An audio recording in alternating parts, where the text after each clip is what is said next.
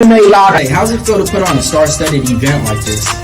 We got MMA royalty standing next to you. We got the man, Aaron Pico, and we got the champ with us right now. Pitbull's in the building.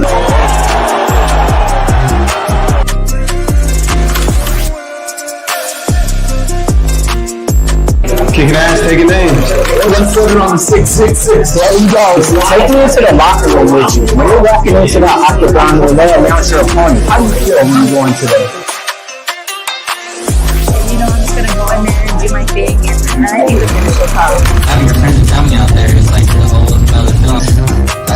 I've been a part of a lot of great fights, I feel, in my career, and some I was just working when I was working for K1. We had so many great moments. I've watched so many great fights, and in Strikeforce we've had so many great fights in that company, and I think this is the one. This is the one that you kind of checks the box. MMA Locker Room here, part of Pub Sports Radio. F the rest out, we the best out. Hey, it's only right. We got it. Seconds out, we're back at it, giving you a live exclusive interview, because that's what we do here. MMA Mafia, make money anyway. That's what we do here. Speaking of that, this Saturday, come on over to the Pub Sports Radio live stream. Why? We're giving out $100 if you could enter in your picks and beat the people in the panel, in the chat.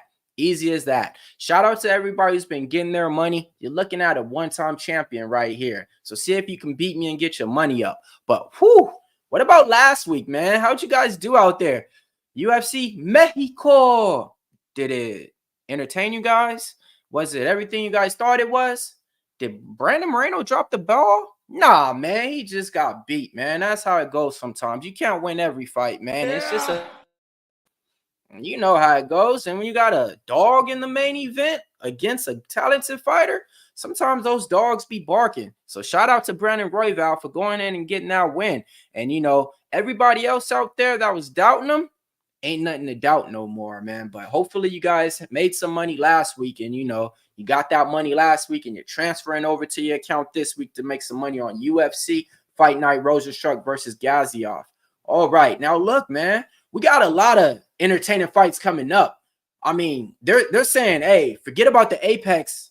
We're starting to take events to other places, So down the line, we got an up-and-coming fight, with the guy who's goes by the name of the Night Train, and choo-choo, mother. You know how it go. Let's go ahead and bring him on. Jared Gooden, welcome to the show. Thank you, bro. Thank you for having me on, man. It's a pleasure, man. Thank you. Yeah, no worries, man. I like to do a timestamp. I'm in California right now, Sunnyside, California, Long Beach, that is. It's 11:26. Where are you located at right now? What's your timestamp? I'm in Gwinnett, Georgia, which is like 20 minutes above Atlanta, Georgia. And the time here, we're in Eastern time, so it is 2:26 right now. Got it, man. Hey, I got a rep for Georgia out there. I'm an Atlanta Braves fan and Atlanta Falcons fan. So, hey, let's keep it going, man. Respect, man. Hey, thank you, sir. Thank you. What's cool is I've trained 3 Atlanta Falcons players, which is hilarious, man. That's awesome. Ooh. Like I've trained Duke Riley. I believe that was 7 years ago. Yeah, linebacker with the blonde hair. Yeah, man, he's awesome. I trained him. I trained Paul. I'm gonna say his last name wrong. Warlow, not Warlow, because I'm thinking of Warlow. Yeah, Warlow. Yeah. Paul Warlow, awesome guy. And I've also trained. His name's DJ. We call him Dion Jones. Oh, Dion Jones, another one, bro. Trained all linebackers. He ain't with the Falcons no more. But yeah, that was our all-star Pro Bowl linebacker, Dion Jones, man. That's amazing. All right, so look, after those 3 football players, they got big muscles, they got strength. But who looked the worst out of all them dudes? Man, so look, check me out. Nobody look bad, man. I'm not that kind of guy. So check me out. I've been training for going on 13 years. I've been teaching for, I would say, about at least almost 10 of those years. And so look, I've trained little kids from as young as 4 years old. And my oldest I'm still training today. He's 7 years old, named Bill. I have him on my Instagram. He's an awesome guy. I've trained them all, young, old, you know what I mean? I've even trained the especially gifted, you know what I mean? So I tell everybody, there's no bad. I mean, just starting and trying means everything to me. And that's all I want. That's the respect. Got it, man. I feel that, man, because everybody starts somewhere, man, and it's just baby steps. And the next thing you know, you look at it 2, 3 years down the line, your technique is crisp, you're looking good on the heavy bag, you know how to throw a kick, you know how to parry a punch, you know about your distance and reach, and then you're looking like, hey, you know how to fight. So I get you on that. I definitely get you on that. So let's talk a little bit about Gwinnett, Georgia, because I'm not really familiar with that city out there in Georgia. So what can you tell me about Gwinnett and everything, and how is it to represent that city out there in Georgia? It means everything to me. I love Gwinnett, Georgia. So it's funny. I'm not gonna lie to you. The big thing about me is I love to rep Gwinnett. The reason is everybody in Georgia, doesn't matter where they are. They could be in Macon. They could be like where I'm 25 minutes. So from Atlanta, they all want to rep Atlanta. Oh, Atlanta, Atlanta. You know, like, don't get me wrong. Atlanta's beautiful. I love Atlanta. I visit there often, but I've been in Gwinnett County for the last 23 years. So Gwinnett County has raised me. You know what I mean? So since Gwinnett County has raised me, I love to give props back to Gwinnett County, and I love to talk about them as much as I can. So not like, I'm not gonna lie to you, my last fight, Bruce Buffer said I fought out of Atlanta, Georgia. I was kind of hurt, kind of bothered by it. I'm gonna make sure if going forward, like him and everybody else say Gwinnett going forward. No, that's key and that's crucial. It just kind of reminds me of the LeBron James story, right? Everybody, oh, he's from Cleveland, Ohio, Cleveland. He made it known. I'm from Akron, Ohio, you know, and it's those little things like that that make everybody from Akron say, exactly, that's our guy. You know what I mean? That type of thing. So I kind of hear what you're saying, and I get it as well, man. So now let's do this, man. Talk to me about the NFC organization and how it helped change you and organize you and make you to the fighter you are today. Oh, thank you for bringing them up. They helped me tremendously. So what's funny is the promoter for the NFC, his name is David Oblas. I love telling this story. I got wind of NFC when I was in high school. I believe I was 17 years old. And my Spanish teacher, his name is William Torres. He was in MMA as well. He was talking about NFC and how they were local. And what's funny is they were having fights at Wild Bill's, which is right on the corner from my house at the time. And so he was talking about NFC. And so I'll never forget this. I went to there the first time, and they turned me away because you have to be 18. No. Yeah, they sold alcohol. They had to be 21 to get inside. And so I was so upset I missed the first fight, you know what I mean? Or the first fight night or whatever. Anyway, so it's going to sound bad, but I got a fake ID. I've always looked older than I actually am. You know what I mean? Like, even now I'm 30, but everybody, like my girlfriend's boyfriend said I look 36. I'm like, oh, that hurts. But but so Hey, I got it worked out though, right? It was like cool, you know, right? 100% made it work for me. You know what I mean? So I got a fake ID. I was able to go into the next NFC event, and after seeing guys fight, I've realized, like I already saw the BJ Penn and Matt Hughes fight on TV. That was my first time ever watching MMA in general. But now seeing it live blew my mind. You know what I mean? And it was amazing. And I remember my next day, like Monday, I was back at school, and I emailed David Oblas, told him how I wanted to fight on the show. And he emailed me back. He's like, hey, man, what gym do you fight out of? How long you been training? I'm like, no gym. I'm a street fighter. You know what I mean? I just want to be in shows. I want to prove that I can be the best in the world. And what's funny is, thankfully, he sent me to a guy in a gym, my first gym, called Eagle Training Academy. And thankfully, that's where I started off. That helped me become who I am. And what's funny is, dope, because I tell everybody, Oblas made me the fighter I am because, again, I emailed him. He sent me to my first gym. And it's funny, my first championship I won was for David Oblas. My first pro title one was for David Oblas for NFC. And so, like, yeah, I love talking about this as much as I can. I love repping NFC. I'm going out there tonight. They have fights tonight at the Battery. I'm in Atlanta, Georgia. I have my teammate, I call him Zeus, but his name is Jesus Diaz, fighting tonight. It's going to be a wonderful event. You know what I mean? I can't wait to see it. I love going to the NFC events and watching the up and comers. You know what I mean? So, like, I could be like, I was there before they were big. You know what I mean? I saw them come up. And so, yeah, I just love NFC. There's so much talent running through there. So thank you for asking about them. Nah, no worries, man. No worries. Now, that was just one organization you fought for. I mean, I was doing my notes and my math, and I'll be honest, I had to stop once I got to think past 9. So let's take a trip down memory lane real quick. Started off with NFC, went to the LFA, went to Titan, Empire FC, UFC, XMMA, Icon FC, Legacy FC, United Fight League, back to UFC, and I even left off 2 organizations. So when we take a trip like that down through memory lane, what are like some of the fights or some of the events or some of the things that happen at these ones to where it's just like, man, this was different. Man, this was different. Like, what stands out to you? That's a great question. The best way I can answer that is, so of course UFC is always like number one, like the way they host shows, the way they get the fighters from the hotel to the venue, you know what I mean? The way we it's dope, you know what I mean? Like with UFC, we go from the hotel to the venue, we get to warm up for like 2 hours, go out there and fight, and we're back at the hotel, and then we get to go out and live our you know, I could say party and live our lives. But what sticks out to me the most is feelings. And what I mean by that is like one of my biggest fights was after I got cut by UFC. I fought a guy named Curtis Millender, great striker. You know what I mean? And I've told many people, I've told him after the fight, I was nervous about that fight because he was such a good striker. And of course, in the fight, it doesn't seem like it because, you know, he throws head kicks and I'm barely getting out the way, you know, sailboat and stuff because that's me.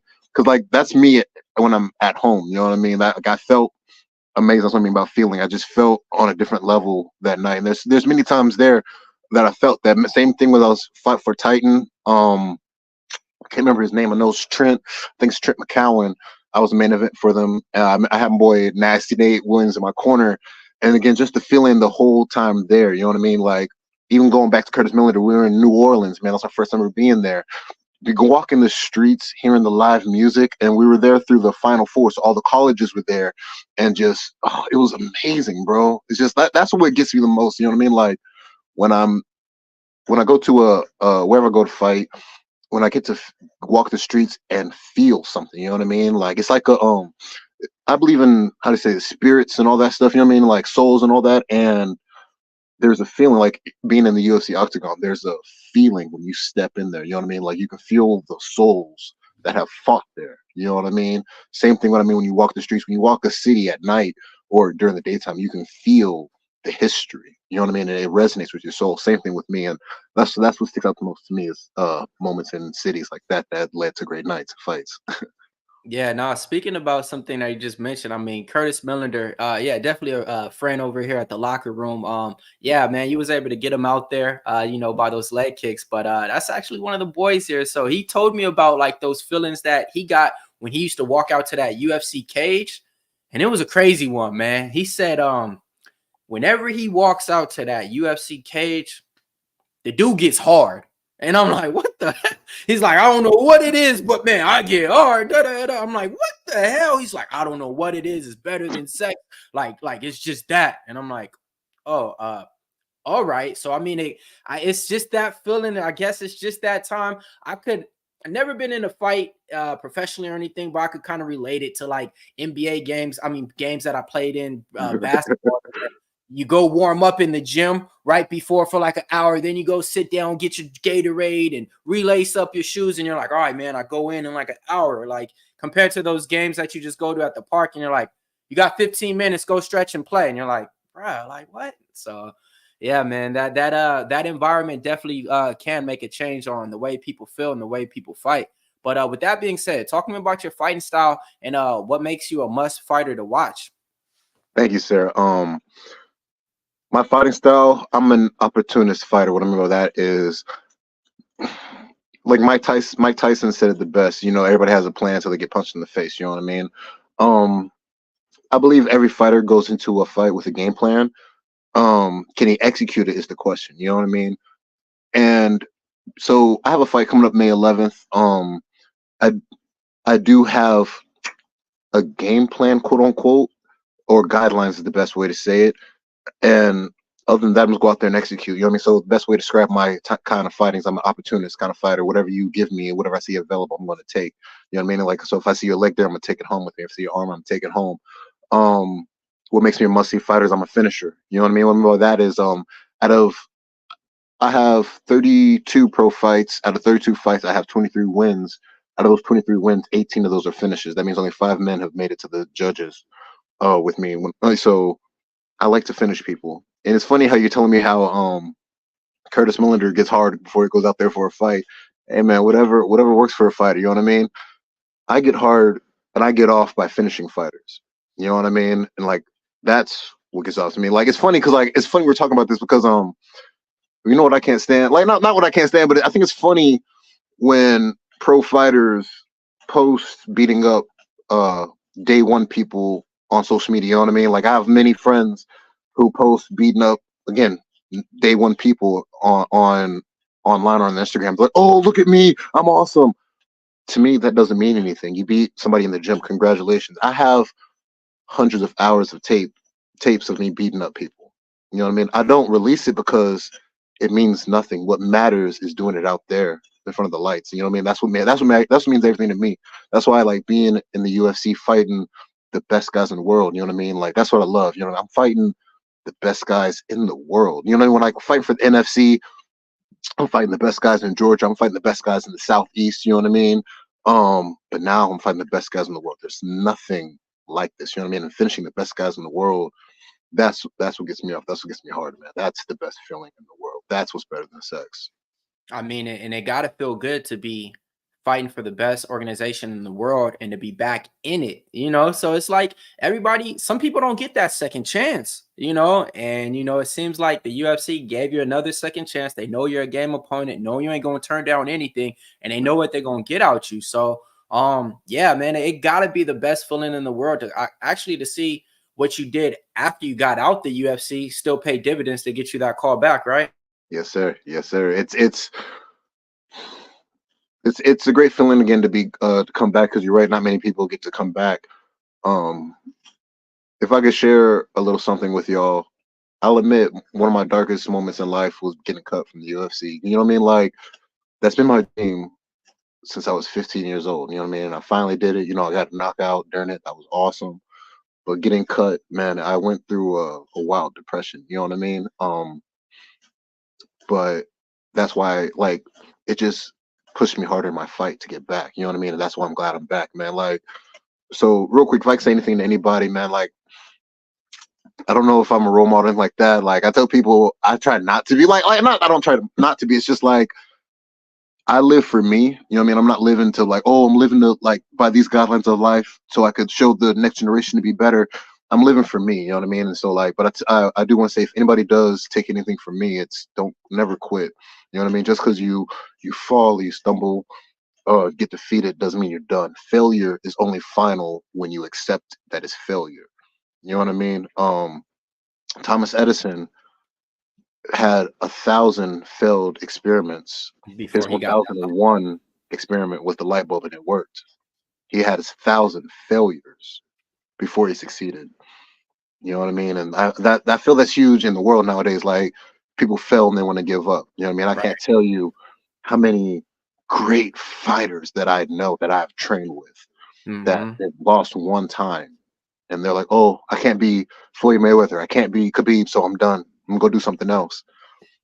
Because to me, it's so sad. Like, what a waste of talent. You know what I mean? Like I've seen again some of the best fighters in the world just stop because they had one loss, one setback, man. So please, if you get anything from me, just never quit. You know what I mean? Because that's what I love. My record says. You know what I mean? Like, no, I'm not Khabib. I'm not Floyd Mayweather. I'm not undefeated. You know what I mean? Yes. Do I want to be? Yeah. I wish I was.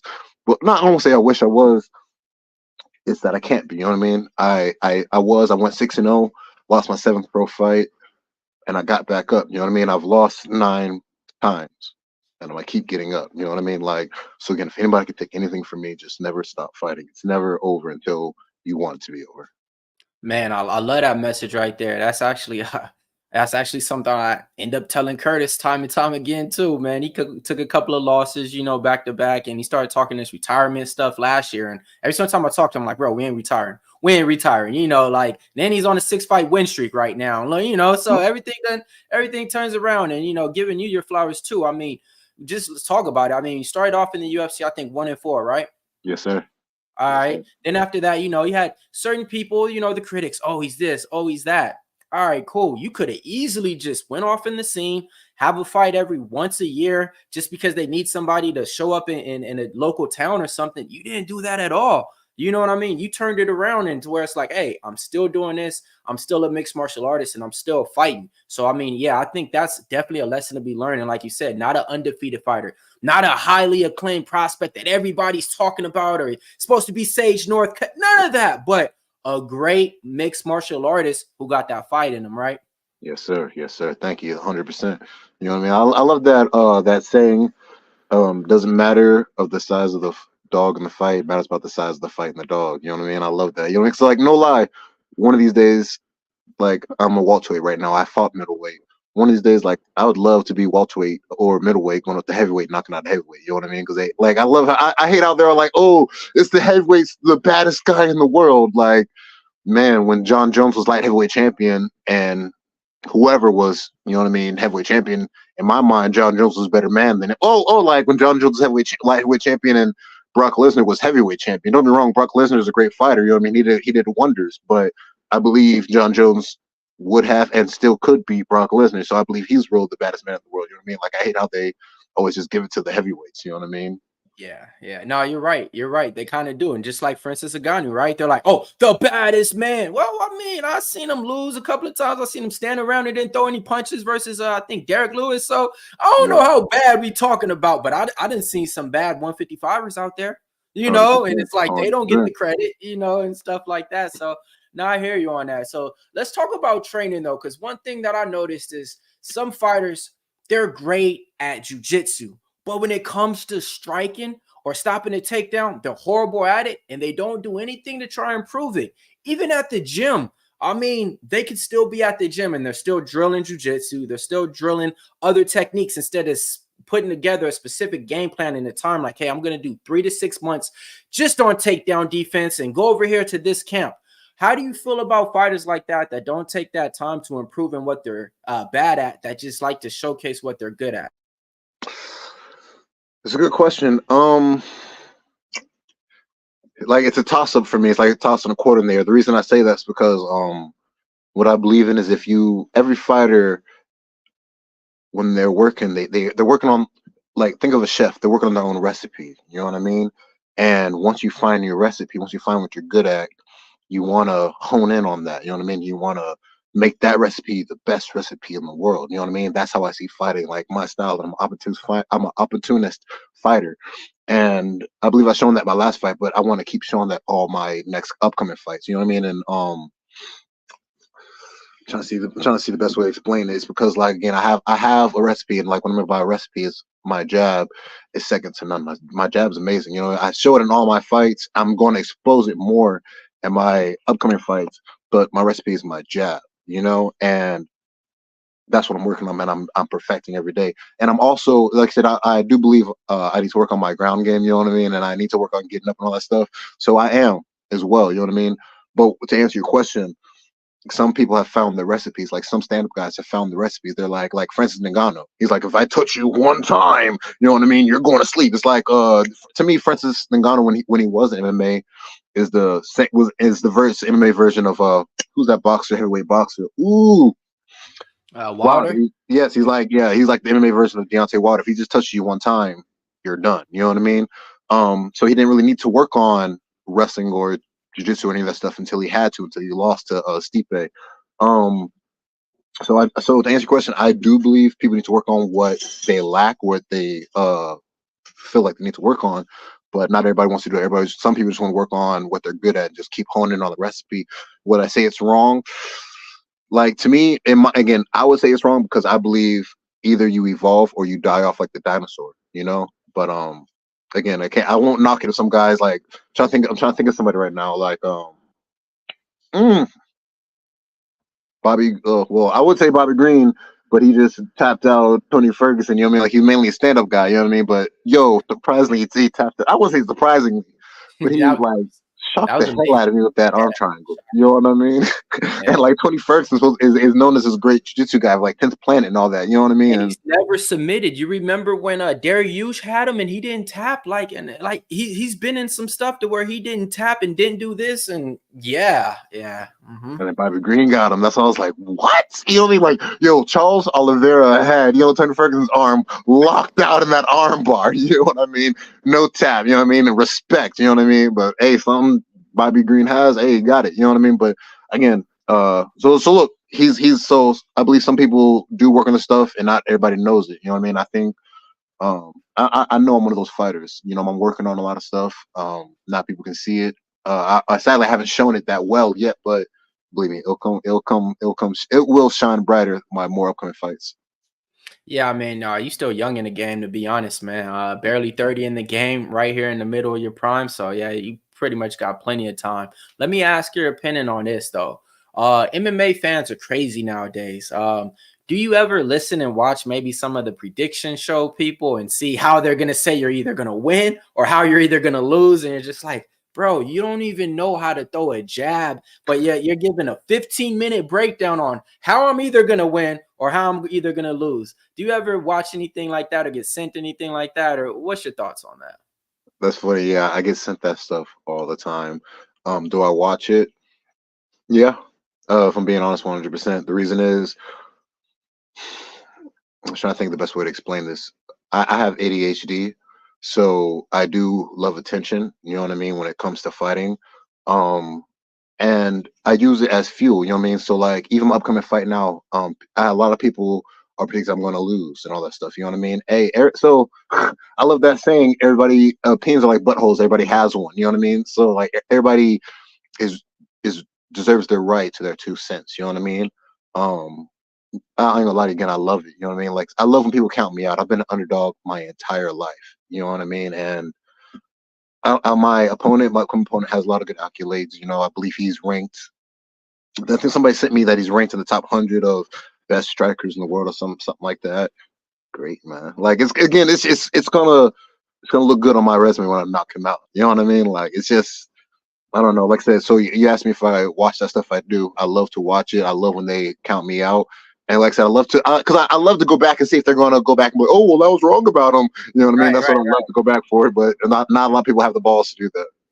Right. And I will say this. I mean, I like to hold myself to that high accountability. I was counting out Charles Johnson in his last fight against Maxim or whoever he was fighting. And after that, I had to give him his props. I was like, hey, bro, you got it. You did it. You know, like I was on you with the last fight. Talked to you, said you were going to stop the takedowns. You didn't. I thought Maxim was going to be able to get it. Hey, but I got to give you props. You know what I mean? So, yeah, I have no problem sometimes doing that. I just think, you know, it keeps everybody, you know, just on the same energy, though. But no, that's good to know. That's good to know on that. If you could change one rule in MMA, what would it be? The 12 to 6 elbows, that they're illegal. I would make those legal. Because again, there's some of the other elbows we're allowed to do. With torque, I believe are so much more worse. Like I'm saying, the torque of your hips to turn into them, I believe are so much more worse than the 12 to 6. So yeah, that's the one rule.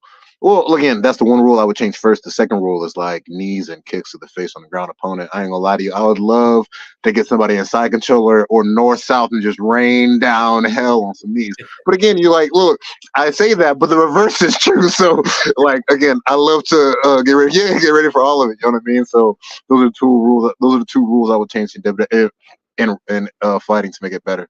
You see me about to say WWE. I don't know why.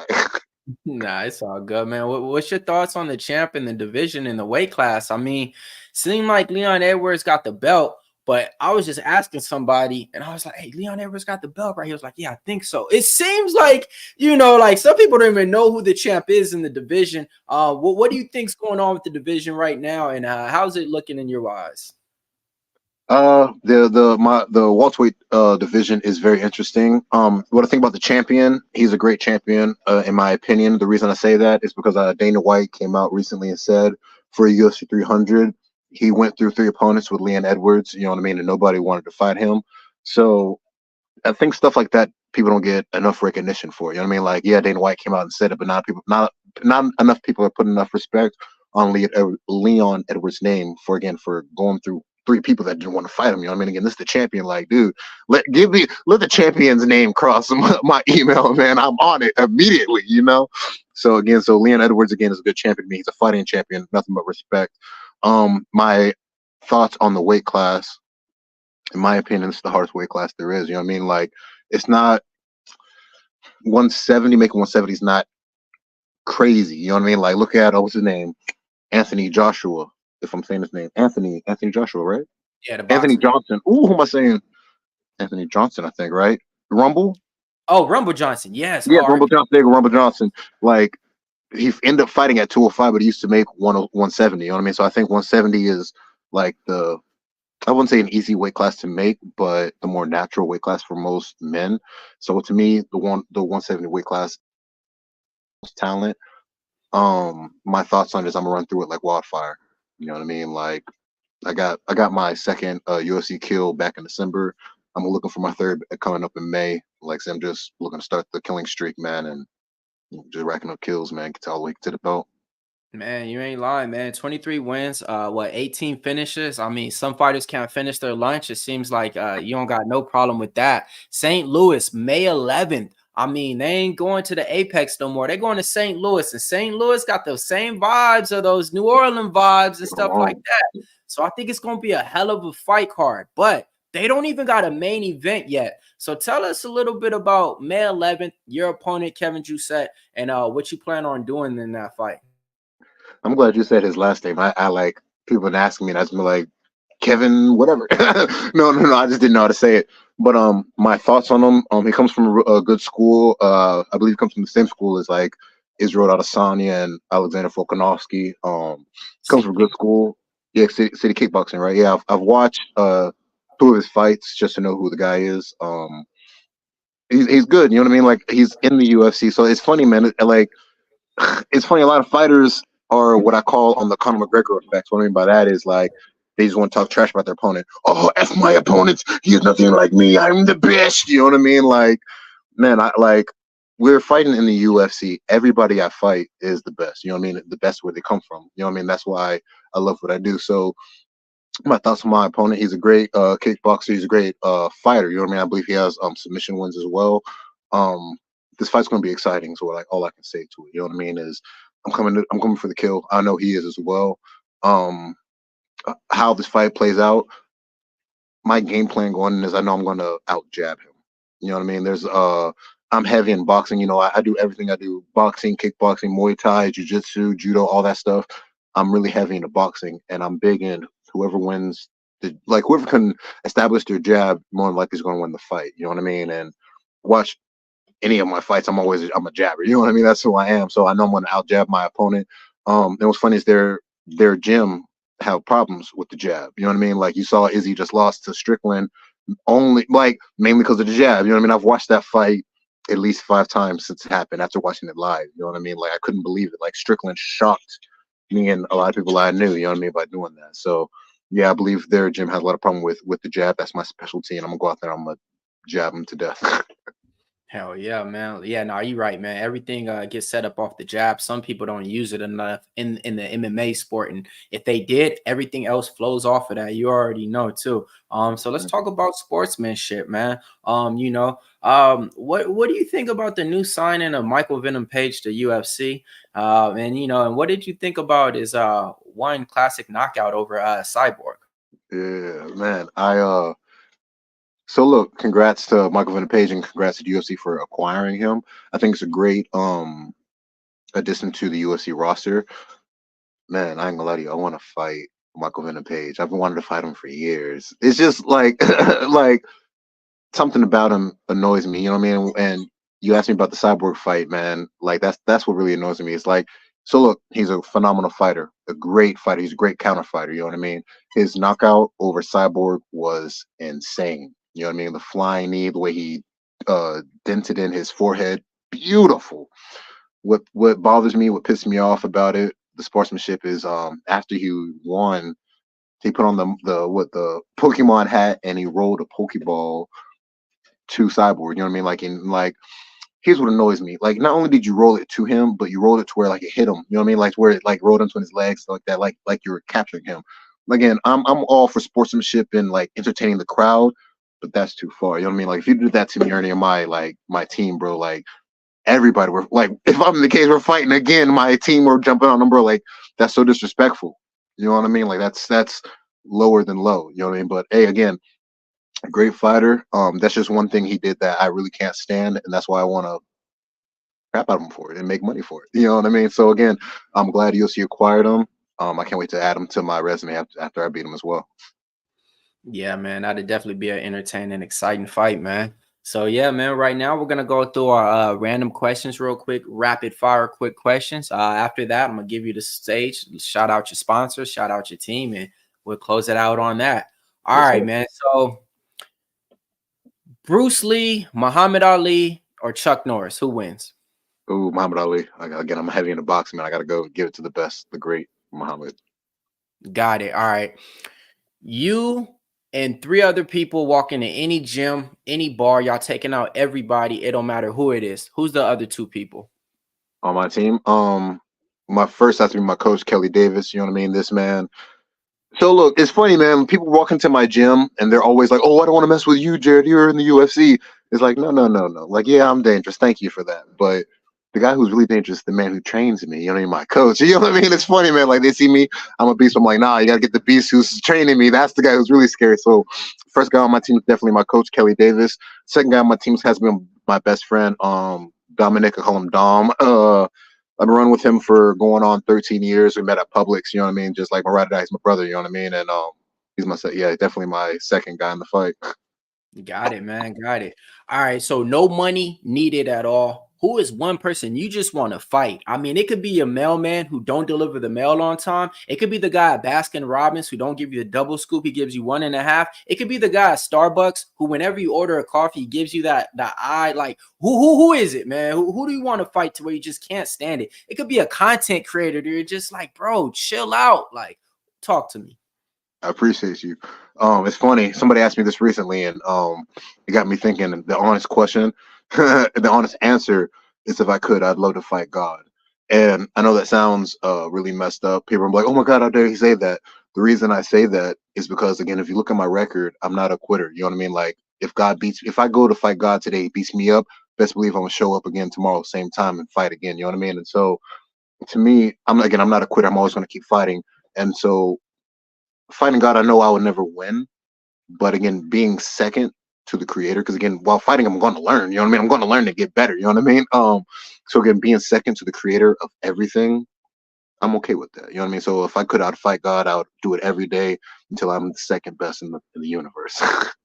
Got it, man. Yeah, nah, that one hit me, man. I was about to what? Oh, up at the ceiling, making sure I ain't about to get struck down or anything. I'm just doing the interview, all right? I'm just doing the interview. I don't want no problems with you. Nah. I respect. I understand. Yeah, nah, man. Hey, all right, man. So now the floor is yours, man. I just want to give a shout out to Dan Levy for actually booking this interview and reaching out, and actually seeing he's been a guy that's kind of been backing you for your career and everything. And I love to see people like that standing behind their fighters. Win, lose, or draw, he's been backing you ever since, and he just wants the best out there for you too. So, man, go ahead. Shout out all your sponsors. Shout out your team. Shout out whoever needs some attention right now. Thank you, sir. Thank you. I would love to shout out, yes, like you said, Daniel Levy. What's funny is for years we used to call him Daniel Levi. I don't know why his last name always looked like Levi to me. But shout out to Daniel, man, is my dude. Thank you, brother. Shout out to my team, Kelly Davis Kill Squad. Again, shout out to my boy Jesus Diaz, who's fighting tonight for NFC. I know he's going to get the knockout tonight. Shout out to my sponsor, 100% Chiropractic in Buford, Dr. Steve Nutty. Always take care of me. Anybody else, definitely check them out. They would take care of you. Man, last but not least, I just want to thank my dog. You know what I mean? The reason I just want to thank my dog, like little ass, got a husky recently, and I feel like a father. You know what I mean? Like I got my girl, and I just feel like a family now. You know what I mean? Like I'm fighting for more than just myself now. For the last 30 years, I've only been fighting for me, and now I'm fighting for something much more. And so I'm so happy. I love that, man. I love that, man, right there. Hell yeah, man. So before we wrap it up, what's your thoughts on the Kevin Holland versus Michael Venom Page? Who do you think wins that one, just so we can get that? Again, it's a good fight. I don't know who wins. I'm gonna give it to Michael Venom Page because I want him to have a win or two when I come and take him out. Got it. Hey, Venom, you already heard it here first, man. He's out for you, man. He's looking for you. So y'all get that win. He gets that win. We meet up in like 2 or 3 fights, man. We'll see who gets it. So, hell yeah, man. I'm all for it, man. I'm all for it. All right, man. So, MMA Locker Room here, part of Pub Sports Radio. We got Jared Night Train Gooden. He's fighting May 11th in St. Louis. Look, I'm telling y'all right now, man. They filling out that card the way they're supposed to. They got Charles Johnson on that card. They got some other brothers on that. Man, it's going to be stacked, bro. It's going to be stacked. So I think it's going to be a great event out there. Can't wait for it. We'll touch bases right before the fight, too. Put out some more clips for you guys. But, yeah, man, it's going down May 11th. You know what I mean? Jared Gooden taking on Kevin Jousset. And, hey, it's going to be a fight that you guys definitely want to see. I mean, sometimes I try to tell people it ain't all about the wins. It ain't all about the losses. It's about what are you giving us as a fight fan? A fighter's fighter is what you got here. You know, one of the human highlight reels putting out people with finished abilities, looking like he's in Mortal Kombat and everything. So make sure whenever you guys are tuning in to watch Jared Gooden, you guys are tuning into a nice fight, man. Oh, yeah. All right, Pub Sports Radio. See you guys this Saturday. We're going to be giving out $100 to everybody live out there. So everybody out there, hopefully you guys enter the contest because why? We're giving out money, money, and money. And shout out to Nubian Bookstore for the T-shirt. Just like it said, just read it and achieve it. Pub Sports Radio, seconds out. Don't worry about the mother stations. We the best out. Shout out to Big Show Picks for running the intro.